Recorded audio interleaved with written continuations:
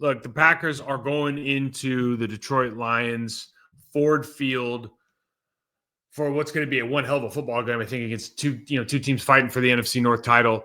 And listen, this could be an epic matchup on Thanksgiving. We've got two really good football teams. The Lions offense is an absolute juggernaut. Dan Campbell's taken over the play calling over the last couple of weeks over from John Morton, the former offensive coordinator. Obviously, losing your two coordinators, Ben Johnson and obviously Aaron Glenn, going to the Jets, has had different results on both sides of the football. But the reality is, for all of that, the Detroit Lions are averaging 29.6 points per game. They're good for second in the league.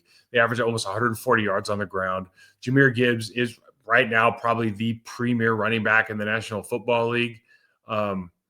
These guys have weapons. I mean, watching this tape, man, they're not as good at the interior offensive line as they were in years past. We talked about that before. We saw it in the opening game at Green Bay. But this is going to be a different football game. I think from the Lions' perspective, they don't have the crowd noise. They have that as their advantage. They're at home, short week, and they've really hit their stride.